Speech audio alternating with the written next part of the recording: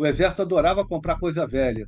A Embraer, ela detinha todo o conhecimento da produção do Embraer 110 Bandeirante, uma aeronave de transporte utilitário, e também do caça de ataque leve de treinamento para conversão operacional, o AT-26 Chavante. A Força Aérea queria trazer F-16 com 30, 40 anos de uso. Também temos carência séria na produção de circuitos eletroeletrônicos. Nós temos que ter capacidade de, quando chegar uma grande potência com um porta-aviões lá no nosso mar, aí eles saberem que eles não podem se aproximar. A defesa do Brasil possui sérias fragilidades e suspeita-se que há motivação política externa para impedir o Brasil de se tornar mais independente quando o assunto é produção de tecnologias para fins militares para a garantia de sua soberania. A Gazeta do Mundo traz um vídeo especial com a participação de 2 especialistas em defesa. Rodolfo Laterza, mestre em segurança pública e analista de geopolítica e conflitos militares, além de Ricardo Cabral, professor e doutor em História pela UFRJ e editor do canal no YouTube História Militar em Debate. Eu falei com eles sobre o tema da indústria nacional de defesa brasileira. O Brasil é um tradicional comprador de armamentos e tecnologias de diferentes tipos usados pelas suas forças armadas há muito tempo. Apesar do florescimento de sua indústria bélica ainda nos anos do governo militar, esta indústria enfrenta vários desafios e fica-se suspeito que há motivação política externa para não deixar o Brasil ser mais forte e independente quando o assunto é defesa. As compras que muitas das vezes as Forças Armadas fazem acabam tornando o Brasil dependente e até refém dos seus fornecedores estrangeiros. Um exemplo recente disso foi ressaltado por Rodolfo Laterza. Sabemos que o caça Gripen ele tem pelo menos cerca de 40% de dependência oriunda de tecnologia norte-americana. Então, a concentração dessa dependência já era objeto de estudos antigos no Ministério da Defesa, por exemplo, na gestão do ministro Celso Jobim, que alertava criticamente desse problema.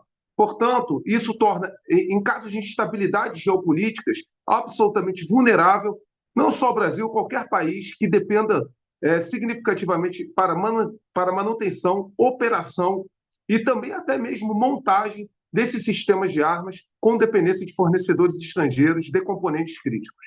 Em uma situação hipotética, se o Brasil entrar em conflito com algum país ou grupo armado, o uso de suas armas de origem estrangeira poderá ficar em situação pendente se o país de onde compramos nossas armas for contra o uso delas na situação hipotética. Da mesma forma, se o Brasil produz itens de defesa com tecnologia de algum país, dependerá da autorização deste para exportar tais itens para outros países.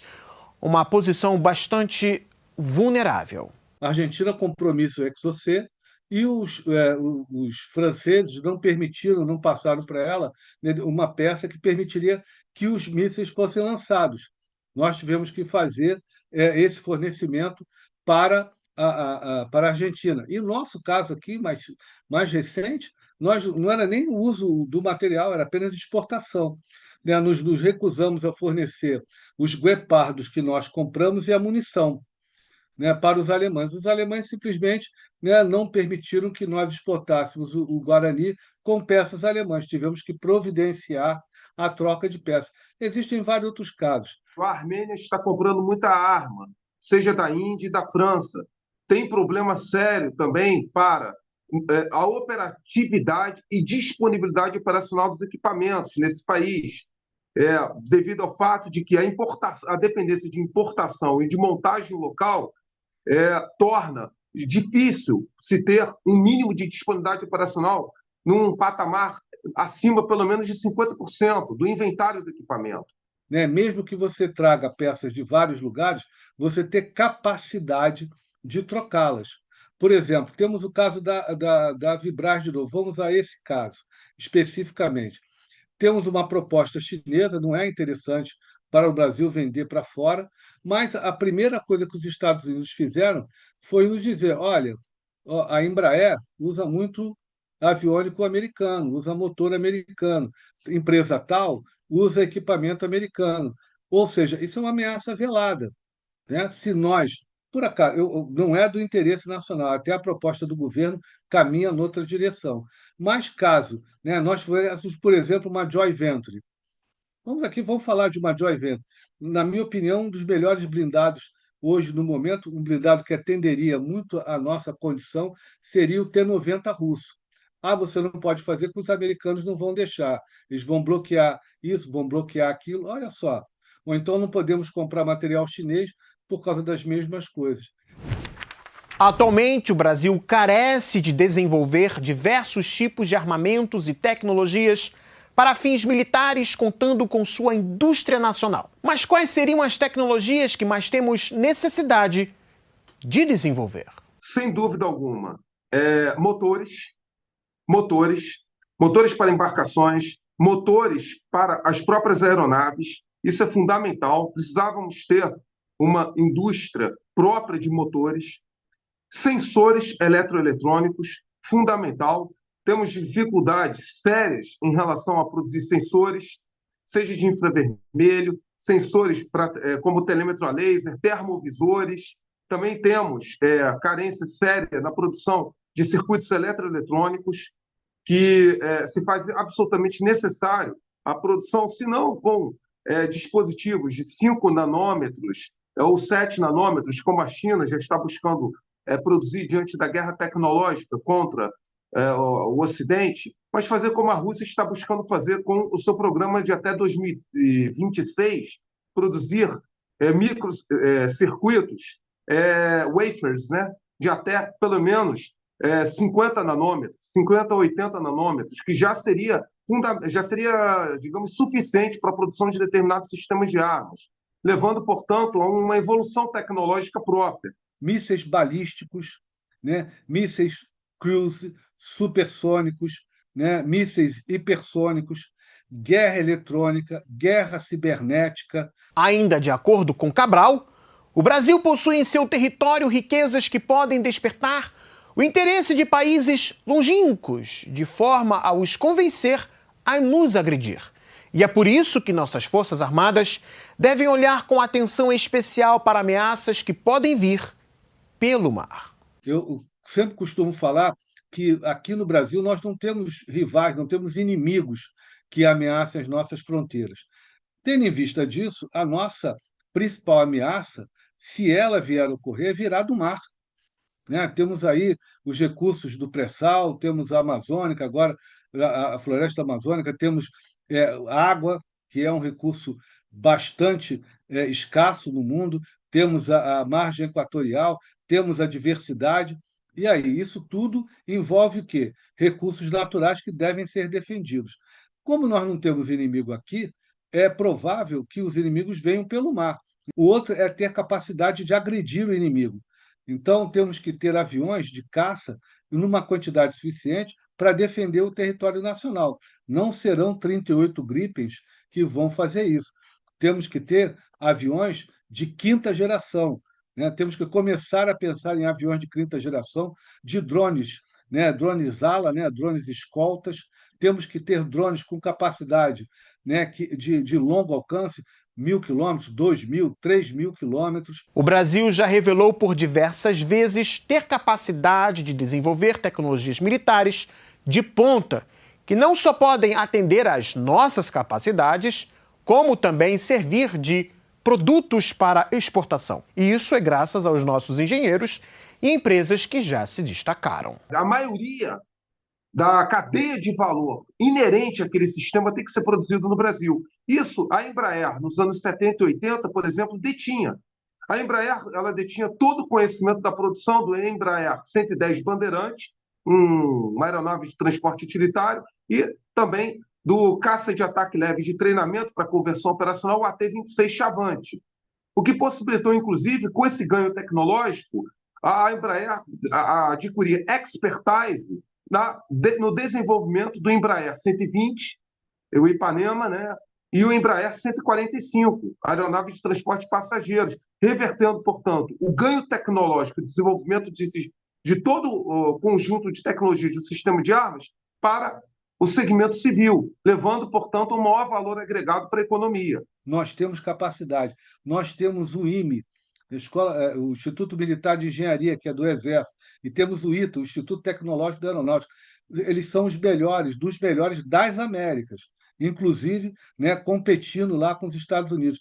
E, no entanto, eles são muito mal aproveitados, né, pelos próprios militares, né, na produção de equipamentos. Por que não fazer joint ventures, né, ou então empresas mistas, usando o conhecimento que se tira do IME, junto com as universidades federais, levando para a empresa nacional, fazendo essas associações, porque isso é o presente, isso não é nem futuro. Todo mundo já está fazendo isso e nós estamos atrasados. Eu vejo uma má utilização do IME e do ITA nesse sentido. E vejo também falta de compromisso, né, das forças da nossa liderança militar, principalmente do Exército e da Força Aérea, com isso. Por que nós não projetamos, né, um caça? Ah, mas vai ficar caro. E daí? Qual o problema de ficar caro? Vai ser feito aqui. Vamos trazer o equipamento de vários lugares, vamos dar um salto na nossa indústria. Vou poder fazer um drone, né, de ataque com 1.000 quilômetros, 2.000 quilômetros de alcance. Vamos produzir um caça de quinta geração aqui, produzindo aqui. Mas será que o Brasil possui pressão de políticas de outros países para não desenvolver sua indústria nacional de defesa? O Brasil sempre teve dificuldade de obter tecnologia crítica em cooperação tecnológica. E, para tal, o Brasil precisará buscar países que se propõem a estabelecer uma cooperação tecnológica horizontal. Infelizmente, as intituladas democracias avançadas do Ocidente coletivo têm séria dificuldade de prover fornecimento de códigos-fonte e tecnologias mais avançadas para o Brasil. Até mesmo o programa Gripen, ele não é totalmente amplo em relação à aquisição de certas tecnologias, como o míssil Iris-T, o míssil Iris-T. O Exército adorava comprar coisa velha. Eu fiquei espantado no governo passado. Vamos trazer, não sei o que. Eu falei, meu Deus, trazer coisa velha. Porque está velho, está ultrapassado, está obsoleto, em vez de fazer aqui. A mesma coisa eu digo para esse governo. Aí a Força Aérea queria trazer F-16 com 30, 40 anos de uso. Fabricar aqui, né?